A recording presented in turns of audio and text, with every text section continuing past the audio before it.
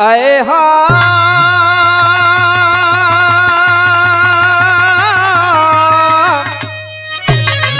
अरे मोरे रामा हो राम।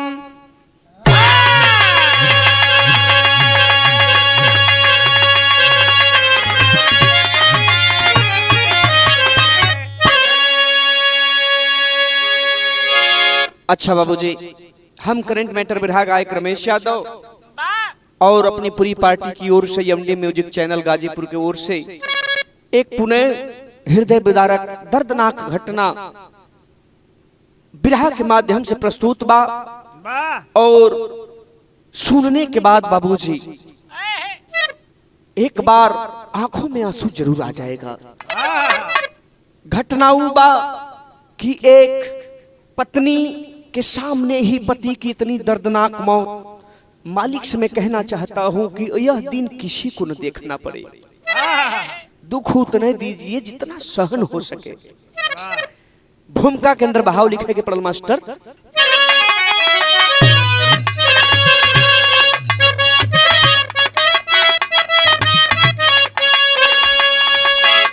कि अरे जीना या मरना प्रकृति का है नियम,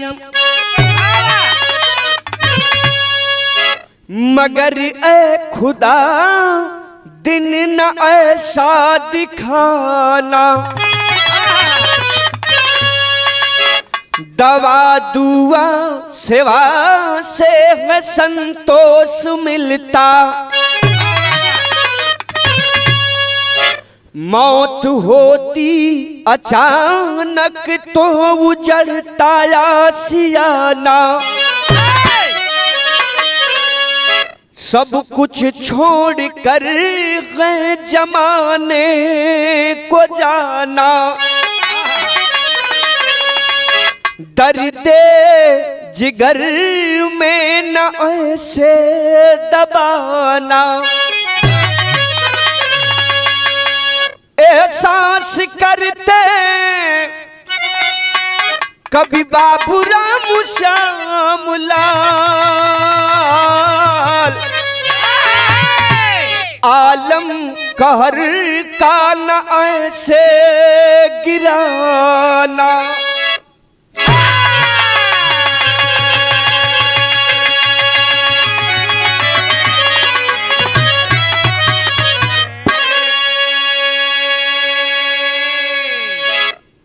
विरह के अंदर इठे तर्ज लगल मास्टर।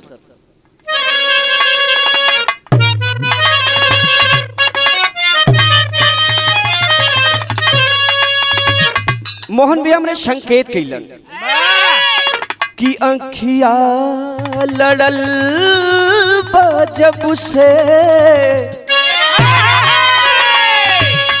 कि अंखिया लड़ल जब से दिल में करार नहीं थे। अखिया लड़ल क्या बात है।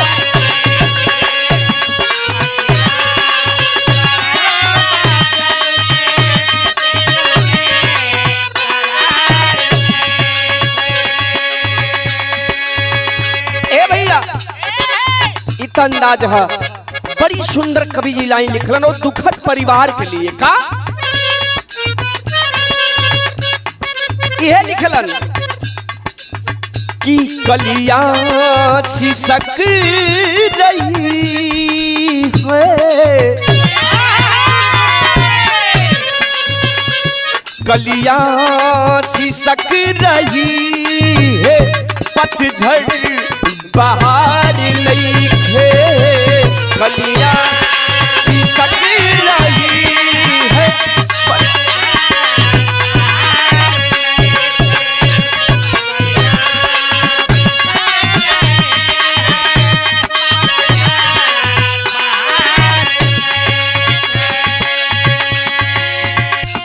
कलिया सिसक रही है, पतझड़ बाहर नहीं थे। किसके सखर जिएंगे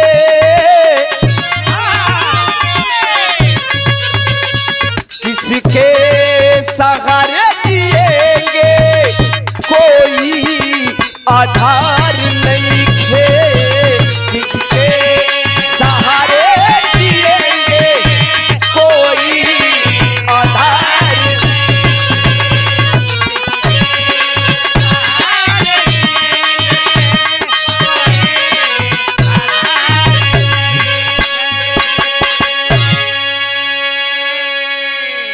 यही से कहानी की शुरुआत बा। कहानी कहाँ के बा, कैसन बा, जरा गौर करेंगे। कैसे?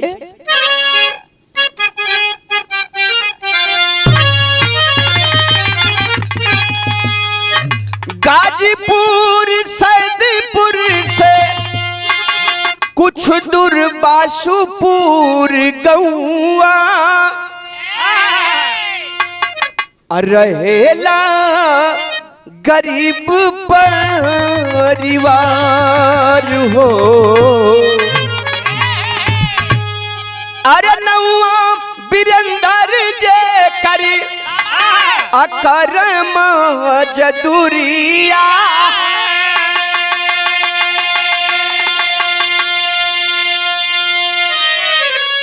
नहीं बाटे दूसर कारोबार हो।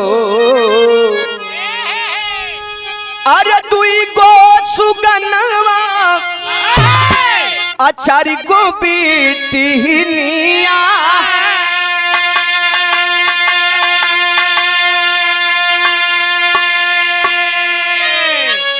पत्नी तारा रहली बीमार हो। कि अरे दवा दुआ करत देखा अभी तल कुछ दिनवा, अब 22 तारीख आइल शनिवार हो। 22 तारीख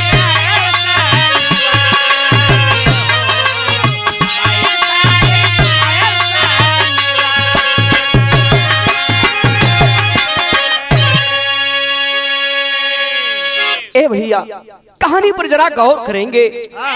उत्तर प्रदेश के बलिदानी धरती जिला गाजीपुर के सैदपुर के अंतर्गत बाबूजी एक गांव, जौने गांव का नाम बासुपुर बतावल गई, वहीं के रहे वाला एक छोटा गरीब परिवार बाबूजी, जेकर नाम वीरेंद्र कुमार बतावल गई, पत्नी का नाम तारा देवी बतावल गई।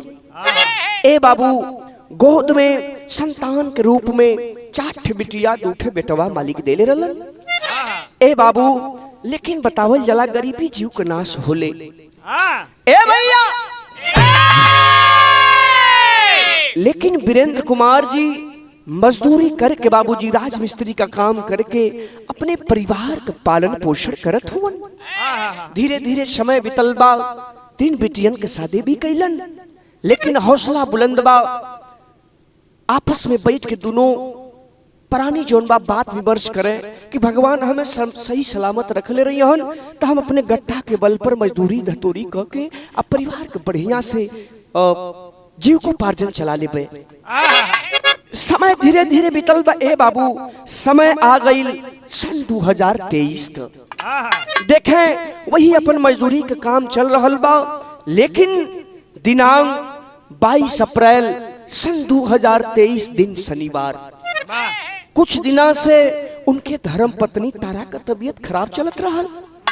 ए बाबू, भीतरी में एक लोग का काम करे के रहल, बुलौले रहलन कि थोड़ा आके देखला कितना मटेरियल लगी, सब कुछ बता देबा, जल्दी में हमें काम शुरू करावे के बा। ए बाबू, शनिवार 22 अप्रैल 2023 की सुबह में वो काम पर जब चलन हा वीरेंद्र कुमार जी, तो उनकर दुल्हन एक बात कहलिन। का कहलिन? ठीक गीत लगल मास्टर।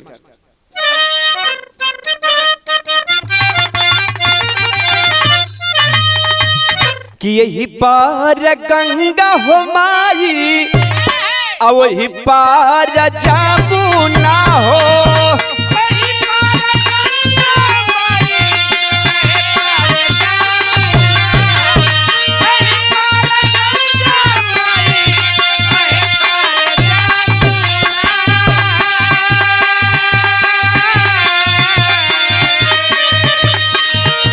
यही पार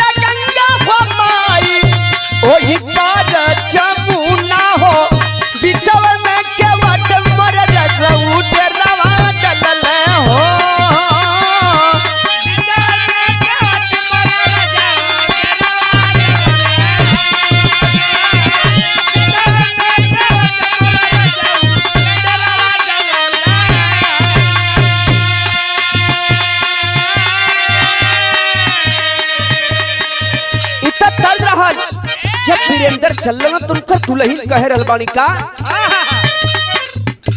जवई भवानवा से कैले पयानवा हो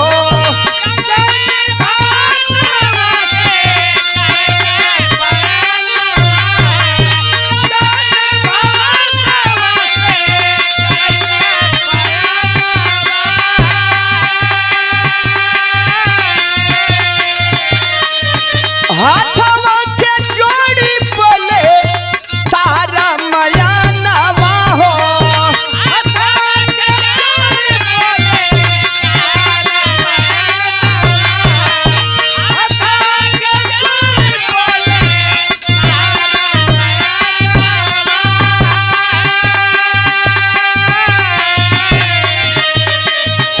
हम के दिया के दवैया सैया हो हम के दिया के दवैया सैया हम के दिया के दवैया सैया।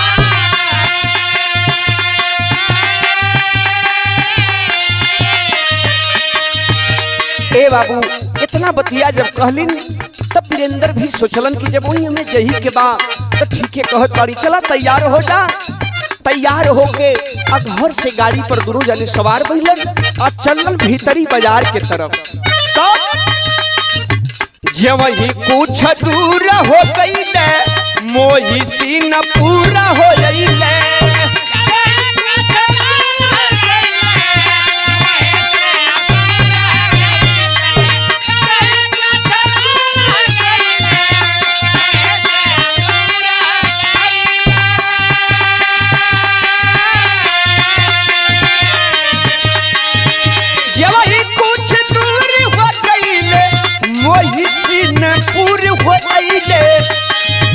तबले मौत आइल तेही समैया भैया हो तबले मौत आइल तेही समैया भैया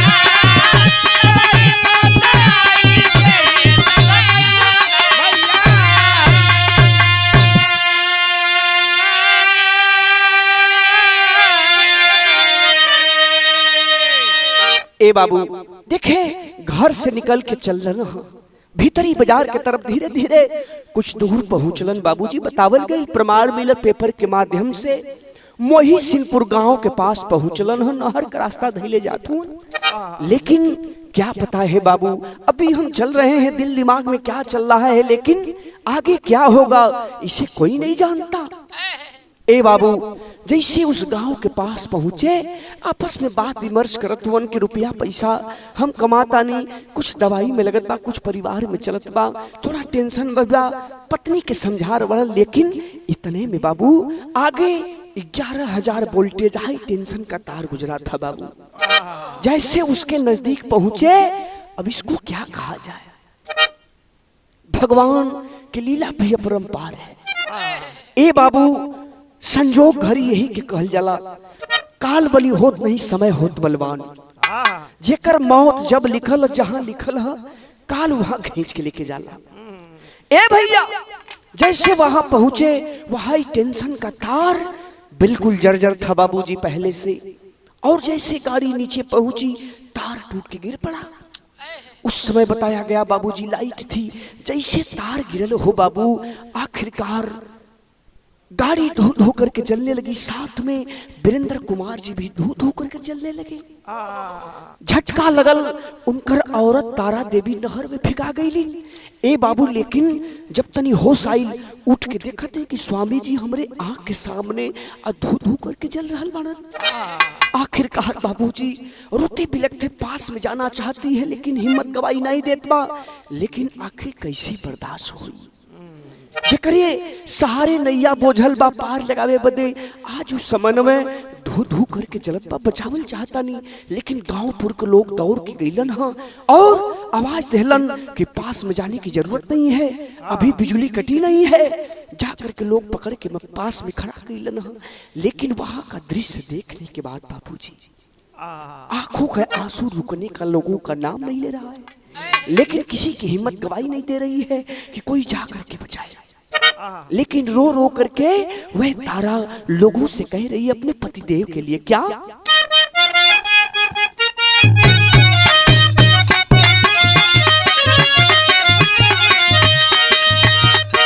तारा रो रो करके लोगन के पकड़ के कहती कि हमारे स्वामी जी के बचाला। यह कहे रोही रोई तू मैया देली तारा गुजरिया हो, तारा गुजरिया हो, कोई सजन के ला बचाई न होला।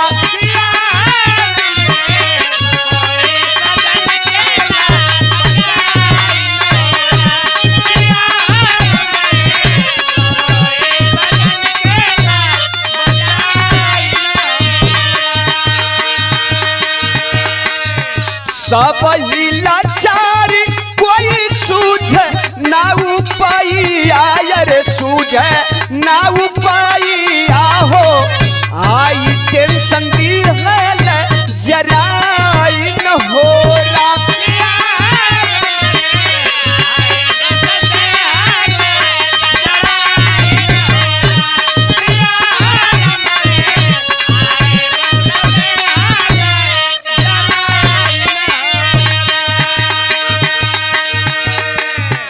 भीतरी पुलिस चौकी पर लागल जब खबरिया हो, लागल जब खबरिया हो, पुलिस प्रशासन गईली आई न होला।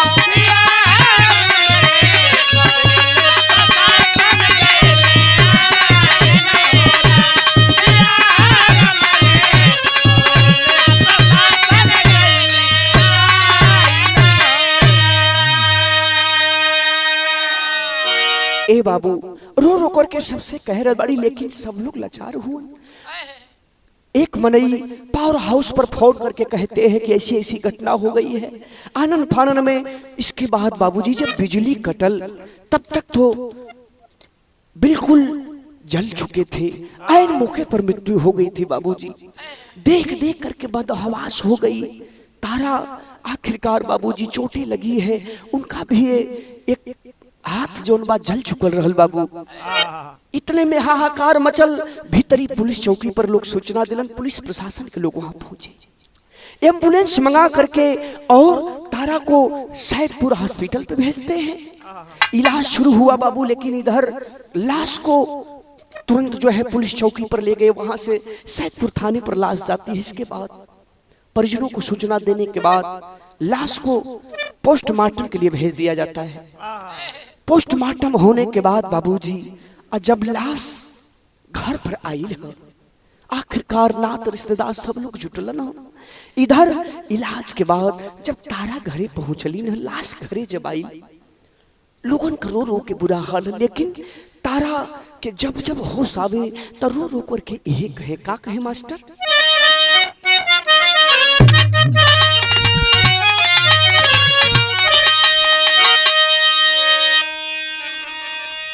ए स्वामी जी हो,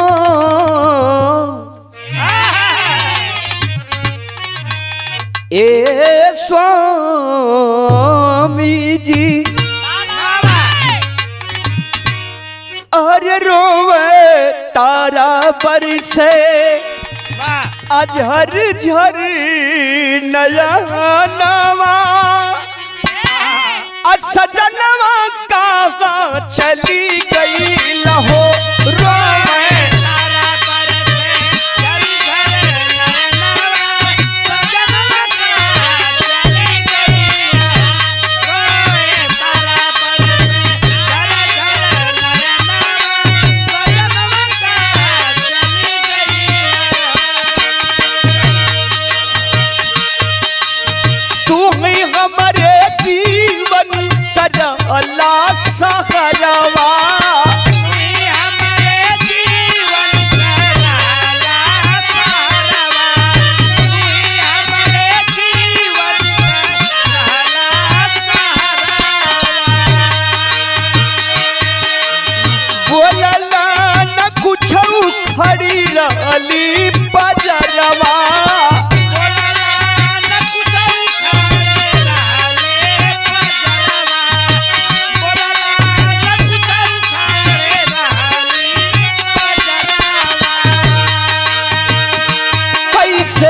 बचवन ककर पलनवा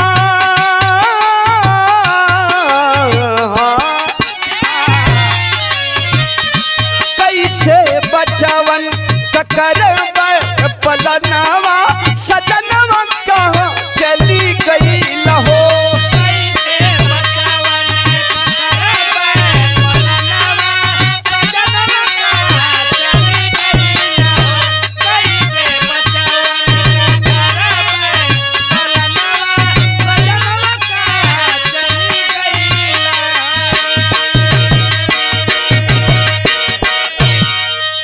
ए बाबू रो रो करके यह कहली स्वामी जी आखिरकार अब हम केकरे सहारे हम अपने बच्चों का पालन पोषण करब। एक बात बड़ी मरमहा कल की स्वामी जी जब तू जरूरत रहा तो हम बजर में खड़ा रही लेकिन हमसे कुछ नहीं कह पौला। है भगवान आखिर हमसे कौन त्रुटि भइल कौन गलती भइल गरीब इंसान से कि आज मुंह का आहार छीन लेला गरीबी के सहारा छीन लेला मालिक ऐसा ना जात रल मालिक आखिर हम बेटवन के कैसे जियाई खियाई। ए बाबू सबकर दुख तो दुख है बा लेकिन जोने बिटियन के शादी भइल बा जो न वही घर पर बाड़न बाबू हो सबकर रो रो करके बुरा हाल बा। लोग समझावत बुझावत तो लेकिन बड़ी वाली लड़कियां रो रो करके आओ अपने पिताजी के लाश से वो चेहरा देख करके कह रही है क्या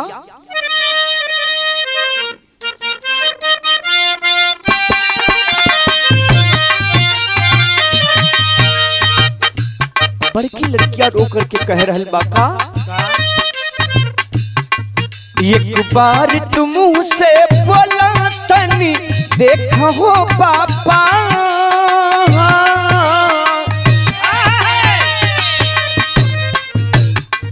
एक बार तुम से बोला तनी देखा हो पापा बिटिया रो रो कहे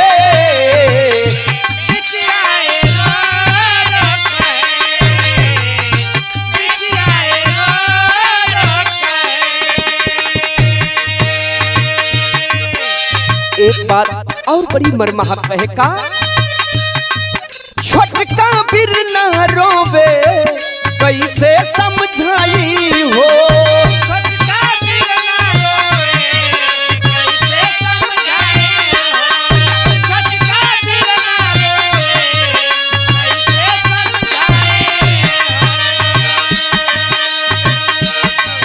माई के है पापा कैसे धीरज बधाई हो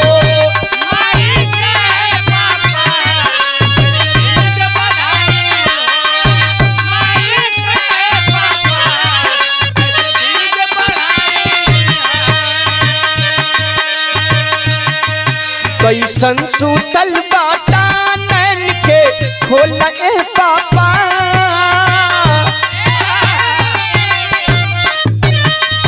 कैसन सूतल बाटा नैन के खोले पापा बिटिया रो रो कहे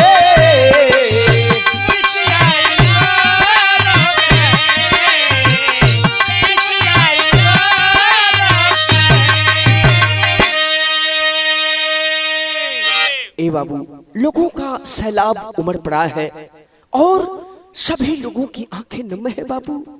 सब लोग मालिक के कोस रहल बड़न कहे मालिक एक तो गरीबी ऊपर से इतना बड़ा कष्ट दुख जो आपने दिया ऐसा नहीं होना चाहिए था एक गरीब इंसान के साथ। लेकिन लोग को और आवाज देते उनका टेरी से भाव लेवल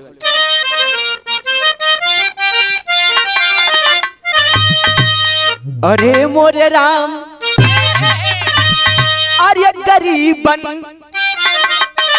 कह के पोछिया सिया अरे कौआ गम में डूबल छौले बाऊ दसिया हाऊ दसिया हाऊ दसिया गौआ गम में डूबल छौले बाऊ दसिया गरीबन कह के पोछी असिया।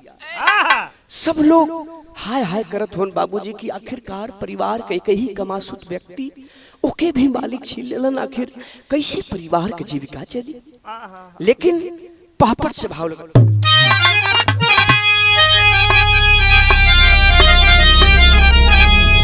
क्या छीन गई अरे एक परिवार का सोरा नैया धारा में, क्या छीन गई एक परिवार का सहारा नैया धारा में। अरे कैसे हो बचवन के गुजारा नैया धारा में।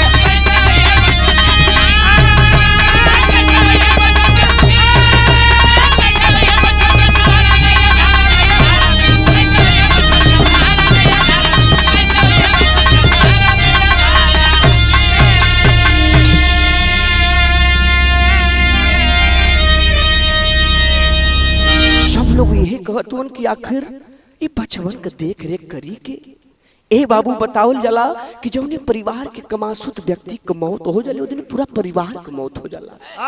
लेकिन भैया बाबू हो तमाम लोग बड़े बड़े लोग वहां पहुंच करके और उस परिवार के दुख में लोग शामिल होत हुए। तो आल्हा से भाव लगल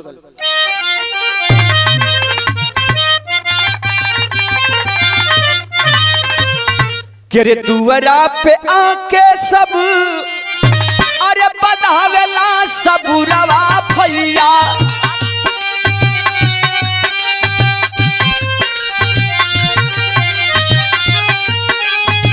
लेकिन सबके मनवा में रोष बढ़िया।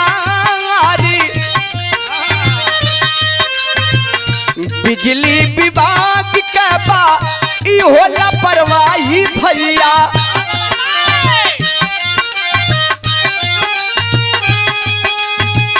गिरला पुराना जर्जर खंभा और तारी।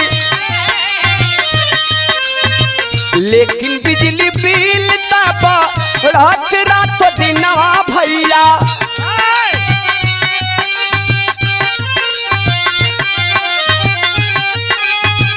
फिर भी ना कोई घटना पर करला विचारी। आए दिन दुर्घटना होले यूपी के अंदर भैया।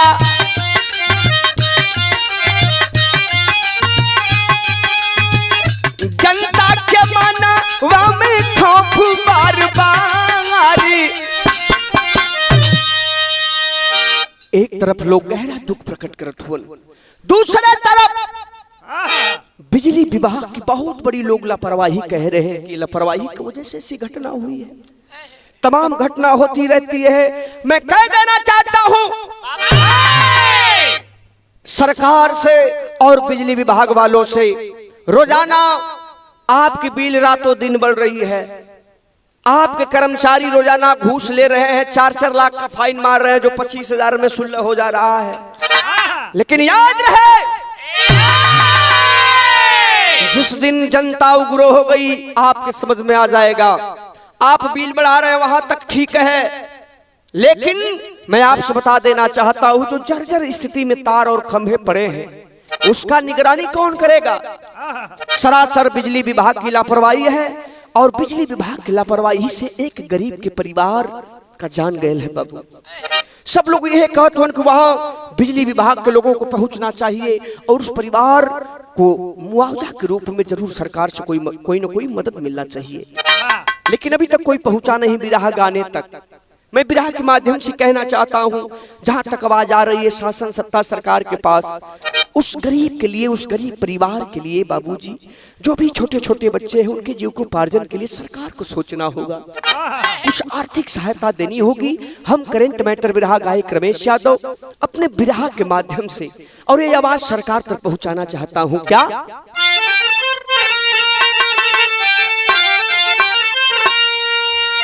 उचित मुआवजा दे सरकार, जनता के मांगी आप तनाही उजड़ चाहिए क्या तनी का हरियर बगिया।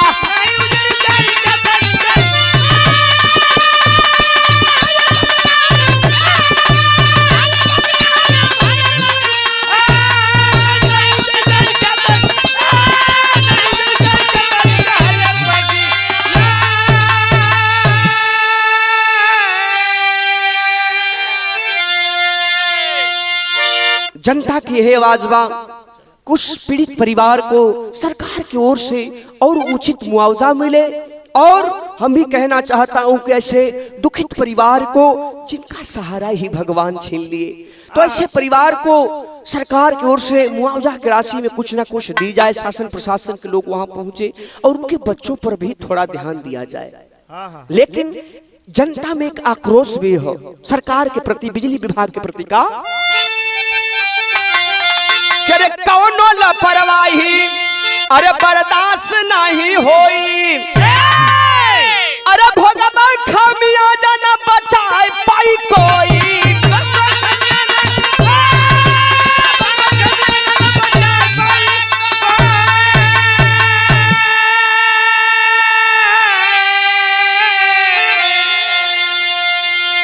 अरे आग बुझा के अरे ऐसा न लगावा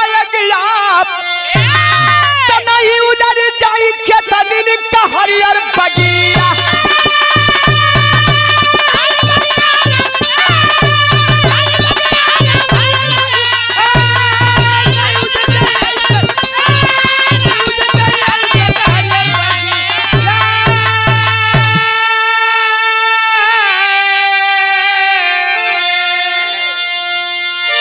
हम करेंट मैटर विरहा गायक रमेश यादव और हारमोनियम पर हमारे बड़े भैया मोहन शर्मा जी, रविंदर जी, सूरत भैया, अजित भैया, गुरु जी की ओर से उस आत्मा को मालिक से निवेदन प्रार्थना करेंगे अपने चरणों में उच्च स्थान प्राप्त करें, परिवार को गहरा दुख सहने की मालिक शक्ति प्रदान करें।